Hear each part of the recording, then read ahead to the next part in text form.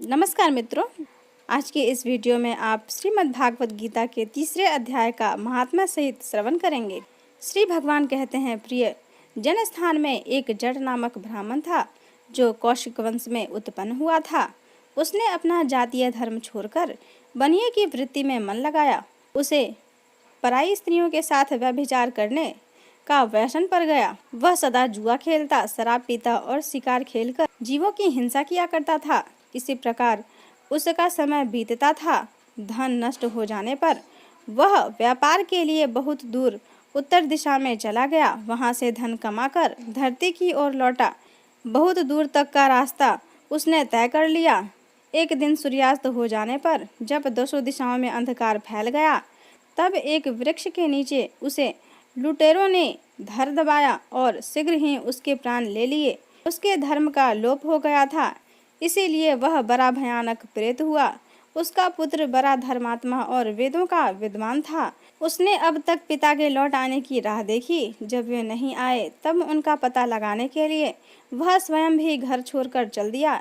वह प्रतिदिन खोज करता, मगर राहगीरों से पूछने पर भी उसे उनका कुछ समाचार नहीं मिलता था। तदंतर एक दिन एक मनुष्य से उसकी भेंट हुई जो उसके पिता का सहायक था।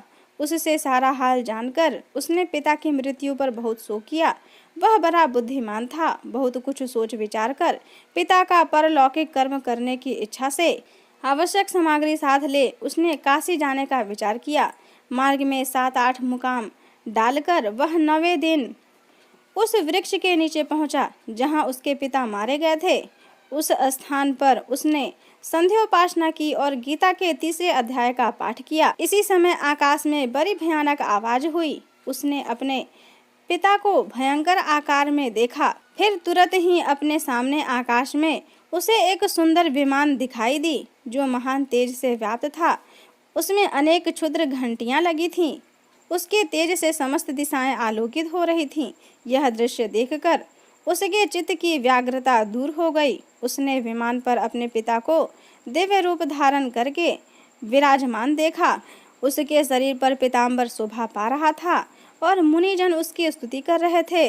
उन्हें देखते ही पुत्र ने प्रणाम किया। तब पिता ने भी उसे आशीर्वाद दिया। तत्पश्चात उसने पिता से सारा वृतांत पूछा। उसके उत्तर में पिता ने सब बातें बताकर इस प्रकार कहना आरंभ किया, बेटा, दैववश मेरे निकट गीता के तृतीय अध्याय का पाठ करके तुमने इस शरीर के द्वारा किए हुए दुस्त्यज्य कर्म बंधन से मुझे छुड़ा दिया। अतः अब घर लौट जाओ, क्योंकि जिसके लिए तुम काशी जा रहे थे वह प्रयोजन इस समय तृतीय अध्याय के पाठ से ही सिद्ध हो गया है। पिता के यों कहने पर पुत्र ने पूछा, तात, मेरे हित का उपदेश दीजिए तथा और कोई कार्य हो जो मेरे लिए करने योग्य हो बतलाइए। तब पिता ने उससे कहा, तुम्हें यही कार्य फिर करना है। मैंने जो कर्म किया है वही मेरे भाइयों ने भी किया था। इससे वे घोर नरक में पड़े हैं। उनका भी तुम्हें उद्धार करना चाहिए तथा मेरे कुल के और भी जितने लोग नरक में पड़े हैं उन सब का भी तुम्हारे द्वारा उद्धार हो जाना चाहिए। यही मेरा मनोरथ है। बेटा, जिस साधन के द्वारा तुमने मुझे संकट से छुड़ाया है उसी का अनुष्ठान औरों के लिए भी करना उचित है। उसका अनुष्ठान करके उससे होने वाला पुण्य उन नारकी जीवों को संकल्प करके दे दो। इससे वे समस्त पूर्वज मेरे ही तरह यातना से मुक्त हो स्वल्प काल में ही श्री विष्णु के परम पद को प्राप्त हो जाएंगे। पिता का यह संदेश सुनकर पुत्र ने कहा, तात, यदि ऐसी बात है और आपकी भी ऐसी ही रुचि है तो मैं समस्त नारकी जीवों का नरक से उद्धार कर दूंगा। यह सुनकर उसके पिता बोले, बेटा, एवमस्तु, तुम्हारा कल्याण हो। मेरा अत्यंत प्रिय कार्य संपन्न हो गया। इस प्रकार पुत्र को आश्वासन देकर उसके पिता भगवान विष्णु के परम धाम को चले गए। तत्पश्चात वह भी लौटकर जन्म स्थान में आया और परम सुंदर भगवान श्री कृष्ण के मंदिर में उनके समक्ष बैठकर पिता के आदेश अनुसार गीता के तीसरे अध्याय का पाठ करने लगा। उसने नारकी जीवों द्वारा उद्धार करने की इच्छा से गीता पाठ जनित सारा पुण्य संकल्प करके दे दिया। इस बीच भगवान विष्णु के दूत यातना भोगने वाले नारकी जीवों को छुड़ाने के लिए यमराज के पास गए। यमराज ने नाना प्रकार के सत्कारों से उनका पूजन किया और कुशल पूछी। वे बोले, धर्मराज, हम लोगों के लिए सब और आनंद ही आनंद है। इस प्रकार सत्कार करके पितृलोक के सम्राट परम बुद्धिमान यम ने विष्णु दूतों से यमलोक में आने का कारण पूछा। अब विष्णु दूतों ने कहा, यमराज, शेष शैया पर शयन करने वाले भगवान विष्णु ने हम लोगों को आपके पास कुछ संदेश देने के लिए भेजा है। भगवान हम लोगों के मुख से आपकी कुशल पूछते हैं और यह आज्ञा देते हैं कि आप नरक में पड़े हुए समस्त प्राणियों को छोड़ दे। अमित तेजस्वी भगवान विष्णु का यह आदेश सुनकर यम ने मस्तक झुकाकर उसे स्वीकार किया और मन ही मन कुछ सोचा। तत्पश्चात मदोन्मत्त नारकी जीवों को नरक से मुक्त देखकर उनके साथ ही वे भगवान विष्णु के वास स्थान को चले गए। यमराज श्रेष्ठ विमान के द्वारा जहाँ क्षीर सागर है वहाँ जा पहुँचे। उसके भीतर कोटि कोटि सूर्यों के समान कांतिमान, नीलकमल के दल के समान श्याम सुंदर लोकनाथ जगत गुरु श्री हरि का उन्होंने दर्शन किया। भगवान का तेज उनकी सया बने हुए शेषनाग के फनों की मणियों के प्रकाश से दुगना हो रहा था। वे आनंद युक्त दिखाई दे रहे थे। उनका हृदय प्रसन्नता से परिपूर्ण था। भगवती लक्ष्मी अपनी सरल चितवन से प्रेम पूर्वक उन्हें बार बार निहार रही थी।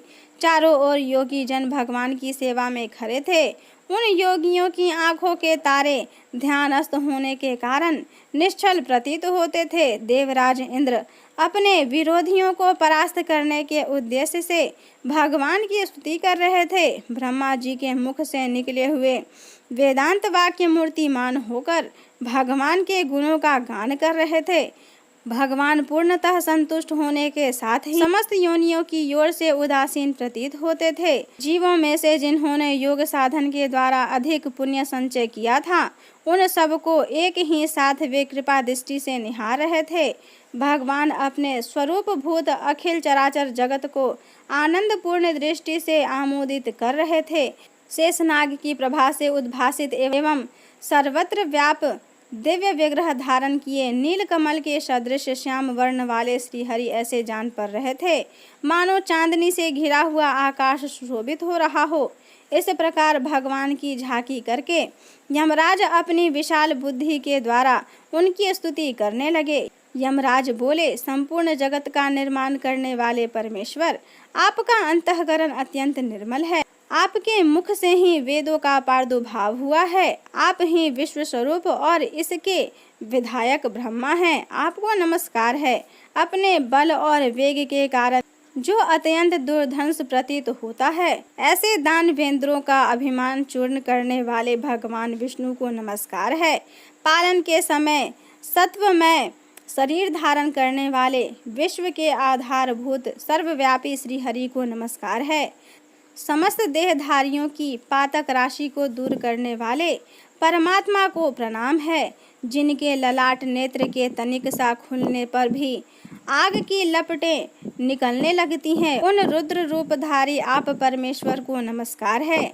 आप संपूर्ण विश्व के गुरु, आत्मा और महेश्वर हैं। अतः समस्त वैष्णव जनों को संकट से मुक्त करके उन पर अनुग्रह करते हैं। आप माया से विस्तार को प्राप्त हुए अखिल विश्व में व्याप्त होकर भी कभी माया अथवा उससे उत्पन्न होने वाले गुणों से मोहित नहीं होते। माया तथा माया जनित गुणों के बीच में स्थित होने पर भी आप पर उनमें से किसी का भी प्रभाव नहीं पड़ता। आपकी महिमा का अंत नहीं है, क्योंकि आप असीम हैं। फिर आप वाणी के विषय कैसे हो सकते हैं? अतः मेरा मौन रहना ही उचित है। इस प्रकार स्तुति करके यमराज ने हाथ जोड़कर कहा, जगत गुरु, आपके आदेश से इन जीवों को गुण रहित होने पर भी मैंने छोड़ दिया है। अब मेरे योग्य और जो कार्य हो उसे बताइए। उनके यो कहने पर भगवान मधुसूदन मेघ के समान गंभीर वाणी द्वारा मानो अमृत रस से सींचते हुए बोले, धर्मराज, तुम सबके प्रति समान भाव रखते हुए लोगों का पाप से उद्धार कर रहे हो। तुम पर देहधारियों का भार रखकर मैं निश्चिंत हूँ। अतः तुम अपना काम करो और अपने लोक को लौट जाओ। यों कहकर भगवान अंतर ध्यान हो गए। यमराज भी अपनी पुरी को लौट आए। तब वह ब्राह्मण अपनी जाति के और समस्त नारकी जीवों का नरक से उद्धार करके स्वयं भी श्रेष्ठ विमान द्वारा श्री विष्णु धाम को चला गया। अब श्रीमद् भागवत गीता के तीसरे अध्याय का श्रवण कीजिए। अर्जुन ने प्रश्न किया, हे जनार्दन, यदि कर्मों की अपेक्षा ज्ञान आपके श्रेष्ठ मान्य है तो हे केशव, मुझे भयंकर कर्म में क्यों लगाते हैं तथा आप मिले हुए से वचन से मेरी बुद्धि को मोहित सी करते हैं। इसीलिए उस एक बात को निश्चय करके कहिए कि जिससे मैं कल्याण को प्राप्त हूँ। इस प्रकार अर्जुन के पूछने पर भगवान श्री कृष्ण महाराज बोले, हे निष्पाप अर्जुन, इस लोक में दो प्रकार की निष्ठा मेरे द्वारा पहले कही गई है, ज्ञानियों की ज्ञान योग से और योगियों की निष्काम कर्म योग से। परंतु किसी भी मार्ग के अनुसार कर्मों को स्वरूप से त्यागने की आवश्यकता नहीं है, क्योंकि मनुष्य न तो कर्मों के न करने से निष्काम कर्मता को प्राप्त होता है और न कर्मों को त्यागने मात्र से भगवत साक्षात रूप सिद्धि को प्राप्त होता है, तथा सर्वथा कर्मों का स्वरूप से त्याग हो भी नहीं सकता, क्योंकि कोई भी पुरुष किसी काल में क्षण मात्र भी बिना कर्म किए नहीं रह सकता। निसंदेह सभी पुरुष प्रकृति से उत्पन्न हुए गुणों द्वारा परवश हुए कर्म करते हैं। इसीलिए जो मूढ़ बुद्धि पुरुष कर्म इंद्रियों को हठ से रोककर इंद्रियों के भोगों को मन से चिंतन करता है, वह मिथ्याचारी अर्थात दंभी कहा जाता है। और हे अर्जुन, जो पुरुष मन से इंद्रियों को वश में करके अनासक्त हुआ कर्म इंद्रियों से कर्म योग का आचरण करता है, वह श्रेष्ठ है। इसीलिए तू शास्त्र विधि से नियत किए हुए स्वधर्म रूप कर्म को कर, क्योंकि कर्म न करने की अपेक्षा कर्म करना श्रेष्ठ है, तथा कर्म न करने से तेरा शरीर निर्वाह भी सिद्ध नहीं होगा। हे अर्जुन, बंधन के भय से भी कर्मों का त्याग करना योग्य नहीं है, क्योंकि यज्ञ अर्थात विष्णु के निमित्त किए हुए कर्म के सिवा अन्य कर्म में लगा हुआ ही यह मनुष्य कर्मों द्वारा बंधता है। इसीलिए हे अर्जुन, अनासक्ति से रहित हुआ उस परमेश्वर का निमित्त कर्म का भली प्रकार आचरण कर। कर्म न करने से तू पाप को भी प्राप्त होगा, क्योंकि प्रजापति ब्रह्मा ने कल्प के आदि में यज्ञ सहित प्रजा को रचकर कहा कि इस यज्ञ द्वारा तुम लोग वृद्धि को प्राप्त हो, और यह यज्ञ तुम लोगों को इच्छित कामनाओं को देने वाला होवे, तथा तुम लोग इस यज्ञ द्वारा देवताओं की उन्नति करो और वे देवता लोग तुम लोगों की उन्नति करें। इस प्रकार आपस में कर्तव्य समझकर उन्नति करते हुए परम कल्याण को प्राप्त होगे, तथा यज्ञ द्वारा बढ़ाए हुए देवता लोग तुम्हारे लिए बिना मांगे ही प्रिय भोगों को देंगे। उनके द्वारा दिए हुए भोगों को जो पुरुष इनके लिए बिना दिए ही भोगता है, वह निश्चय चोर है। कारण कि यज्ञ से शेष बचे हुए अन्न को खाने वाले श्रेष्ठ पुरुष सब पापों से छूटते हैं, और जो पापी लोग अपने शरीर पोषण के लिए ही पकाते हैं, वे तो पाप को ही खाते हैं, क्योंकि संपूर्ण प्राणी अन्न से उत्पन्न होते हैं और अन्न की उत्पत्ति से वृष्टि होती है, तथा वृष्टि यज्ञ से होती है, और वह यज्ञ कर्मों से उत्पन्न होने वाला है, तथा उस कर्म को तू वेद से उत्पन्न हुआ जान, और वेद अविनाशी परमात्मा से उत्पन्न हुआ है। इससे सर्वव्यापी परम अक्षर परमात्मा सदा ही यज्ञ में प्रतिष्ठित हैं। हे पार्थ, जो पुरुष इस लोक में इस प्रकार चलाए हुए सृष्टि चक्र के अनुसार नहीं बरतता है, अर्थात शास्त्र अनुसार कर्मों को नहीं करता है, वह इंद्रियों के सुख को भोगने वाला पापायु पुरुष व्यर्थ ही जीता है। परंतु जो मनुष्य आत्मा से प्रीति वाला और आत्मा से ही तृप्ति तथा आत्मा में ही संतुष्ट होवे, उसके लिए कोई कर्तव्य नहीं है, क्योंकि इस संसार में उस पुरुष का किए जाने से भी कोई प्रयोजन नहीं है और न किए जाने से भी कोई प्रयोजन नहीं है, तथा इसका संपूर्ण भूतों में कुछ भी स्वार्थ का संबंध नहीं है, तो भी उसके द्वारा केवल लोक हितार्थ कर्म किए जाते हैं। इससे तू अनासक्त हुआ निरंतर कर्तव्य कर्म का अच्छी प्रकार आचरण कर, क्योंकि अनासक्त पुरुष कर्म करता हुआ परमात्मा को प्राप्त होता है। इस प्रकार जनकादिक ज्ञानी जन भी आसक्ति रहित कर्म द्वारा ही परम सिद्धि को प्राप्त हुए हैं। इसीलिए तथा लोक संग्रह को देखता हुआ भी तू कर्म करने को ही योग्य है, क्योंकि श्रेष्ठ पुरुष जो जो आचरण करता है अन्य पुरुष भी उसके ही अनुसार बरतते हैं। वह पुरुष जो कुछ प्रमाण कर देता है लोग भी उसी के अनुसार बरतते हैं। इसीलिए हे अर्जुन, यद्यपि मुझे तीनों लोकों में कुछ भी कर्तव्य नहीं है तथा किंचित भी प्राप्त होने योग्य वस्तु अप्राप्त नहीं है, तो भी मैं कर्म से ही बरतता हूँ, क्योंकि यदि मैं सावधान हुआ कदाचित कर्म में न बरतूं तो हे अर्जुन, सब प्रकार से मनुष्य मेरे बर्ताव के अनुसार बरतते हैं, अर्थात बरतने लग जाएंगे। तथा यदि मैं कर्म न करूं तो ये सब लोग भ्रष्ट हो जाएं और मैं वर्ण संकर का करने वाला हूँ तथा इस सारी प्रजा का हनन करूं, अर्थात मारने वाला बनूं। इसीलिए हे भारत, कर्म में आसक्त हुए ज्ञानी जन जैसे कर्म करते हैं, वैसे ही अनासक्त हुआ विद्वान भी लोक शिक्षा को चाहता हुआ कर्म करें। ज्ञानी पुरुष को चाहिए कि कर्मों में आसक्ति वाले अज्ञानियों की बुद्धि में भ्रम अर्थात कर्मों में अश्रद्धा उत्पन्न न करें, किंतु स्वयं परमात्मा के स्वरूप में स्थित हुआ और सब कर्मों को अच्छी प्रकार करता हुआ उनसे भी वैसे ही कराएं। हे अर्जुन, वास्तव में संपूर्ण कर्म प्रकृति के गुणों द्वारा किए हुए हैं, तो भी अहंकार से मोहित हुए अंतःकरण वाला पुरुष मैं करता हूँ ऐसा मान लेता है। परंतु हे महाबाहो, गुण विभाग और कर्म विभाग के तत्वों को जानने वाला ज्ञानी पुरुष संपूर्ण गुणों में बरतते हैं ऐसा मानकर नहीं आसक्त होता है, और प्रकृति के गुणों से मोहित हुए पुरुष गुण और कर्मों में आसक्त होते हैं। उन अच्छी प्रकार न समझने वाले मूर्खों को अच्छी प्रकार जानने वाला ज्ञानी पुरुष चलायमान न करे।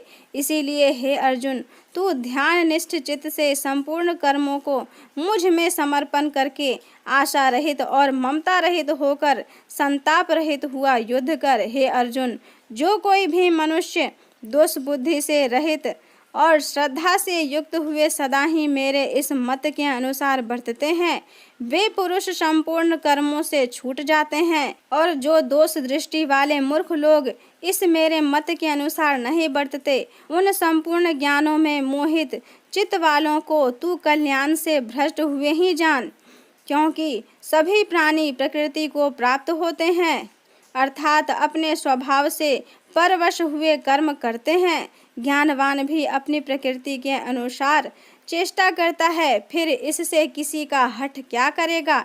इसीलिए मनुष्य को चाहिए कि इंद्रिय के अर्थ में अर्थात सभी इंद्रियों के भागों में स्थित जो राग और द्वेष है उन दोनों के वश में नहीं हो, क्योंकि इसके वे दोनों ही कल्याण मार्ग में विघ्न करने वाले महान शत्रु हैं।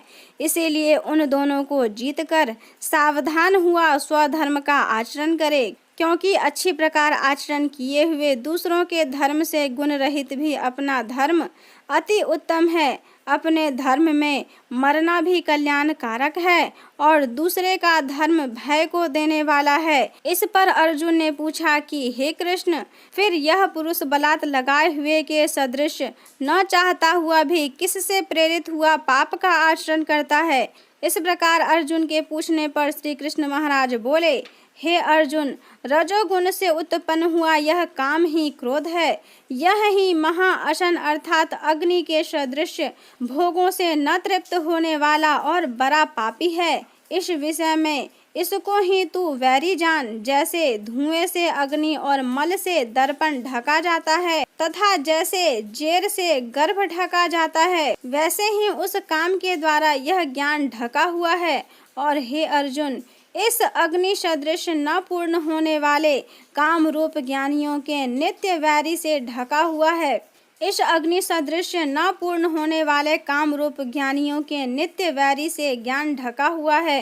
इंद्रियां, मन और बुद्धि इस काम के वास स्थान कहे जाते हैं, और यह काम इन मन, बुद्धि और ज्ञान इंद्रियों द्वारा ही ज्ञान को आच्छादित करके इस जीव आत्मा को मोहित करता है। इसीलिए हे अर्जुन, तू पहले इंद्रियों को वश में करके ज्ञान और विज्ञान के नाश करने वाले इस काम पापी को निश्चय पूर्वक मार। और यदि तू समझे कि इंद्रियों को रोककर काम रूपी वैरी को मारने की मेरी शक्ति नहीं है तो तेरी यह भूल है, क्योंकि इस शरीर से तो इंद्रियों को परे कहते हैं और इंद्रियों से परे मन है और मन से भी परे बुद्धि है और जो बुद्धि से भी अत्यंत परे है वह आत्मा है। इस प्रकार बुद्धि से परे अर्थात सूक्ष्म तथा सब प्रकार बलवान और श्रेष्ठ अपने आत्मा को जानकर और बुद्धि के द्वारा मन को वश में करके हे महाबाहो अपनी शक्ति को समझकर इस दुर्जय काम रूप शत्रु को मार। इस प्रकार श्रीमद् भागवत गीता का तीसरा अध्याय समाप्त हुआ। आगे की कथा सुनने के लिए मेरे वीडियो को लाइक करें, अपने दोस्तों के साथ शेयर करें तथा मेरे चैनल को सब्सक्राइब करें। धन्यवाद।